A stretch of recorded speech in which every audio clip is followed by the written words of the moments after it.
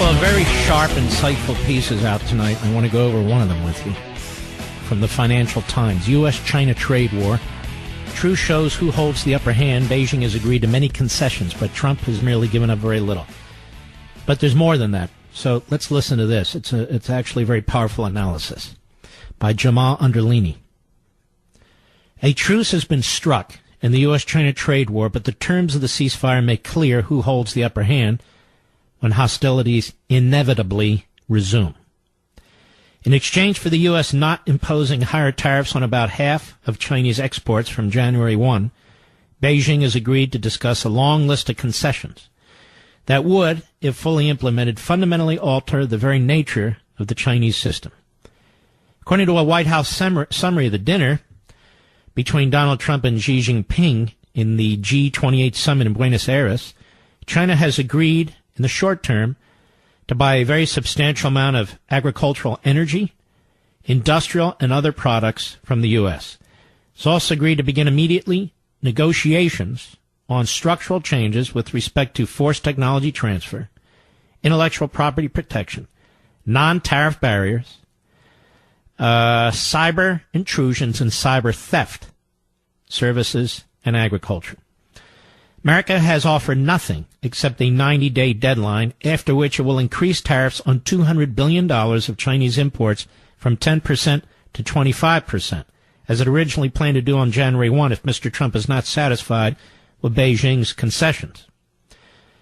America has offered nothing except that 90-day deadline. Now, since it is virtually, listen to this part, since it is virtually impossible for Mr. Xi to implement or even agree to such far-ranging changes in China's economy, it is almost certain that the trade war will resume with a vengeance by the end of February 2019. It is true that Mr. Xi has bought himself and the struggling Chinese economy some time.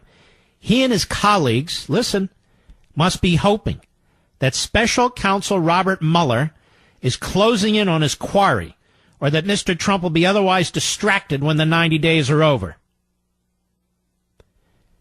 This is the problem, in so many ways, with what's taking place in this country, with this unconstitutional prosecutor, a Soviet-style prosecutor. This is the problem.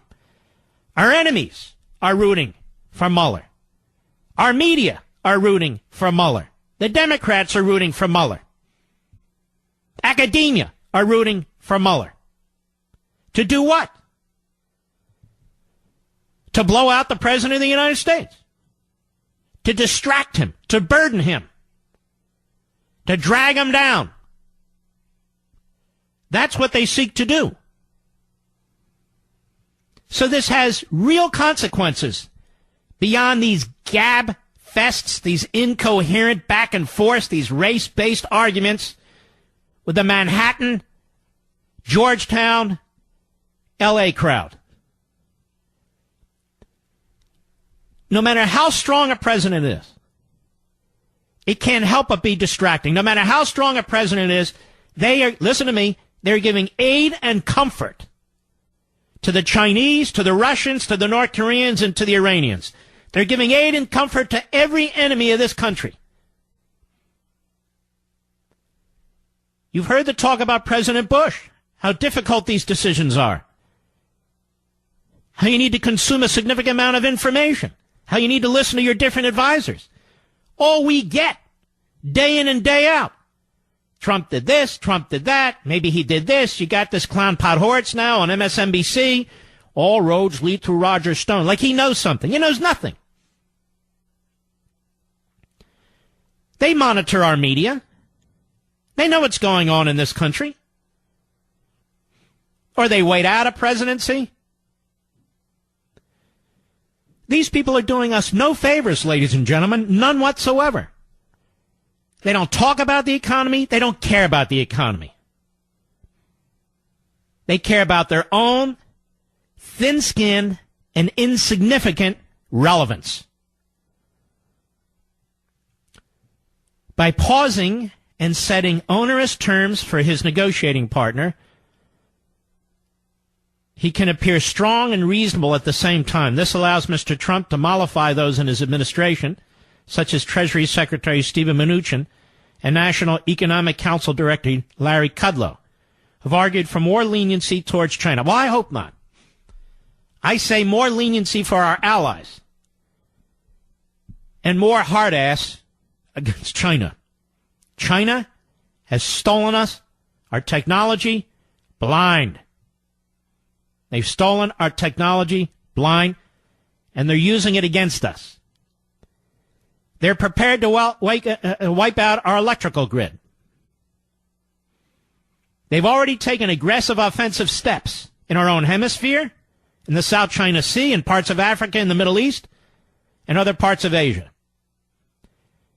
How many more reports do we need? These annual reports from the military and intelligence services warning us about what China is doing. They are spending more as a percentage of their GDP on their military than we do, by far. And now you have the Democrats saying what Trump wants to spend on the military is a no-go. Our enemies root for the Democrats to win. Our enemies root for people like Mueller. They hate people like Reagan. They hate people like Trump.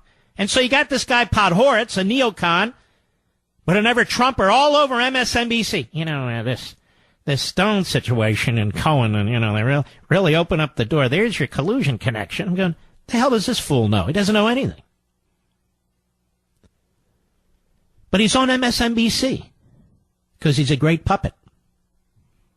He's a great puppet. They only bring on guests.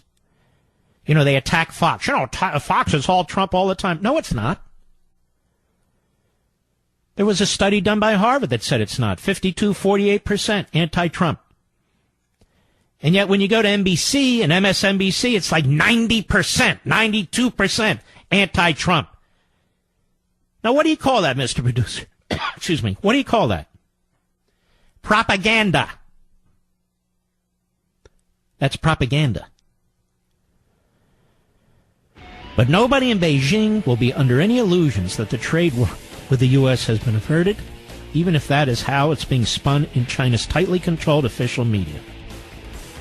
China's official summary of the Buenos Aires meeting did not mention the 90-day deadline or most of the other Chinese concessions outlined by the Americans. They have a press kind of like we do. I'll be right back.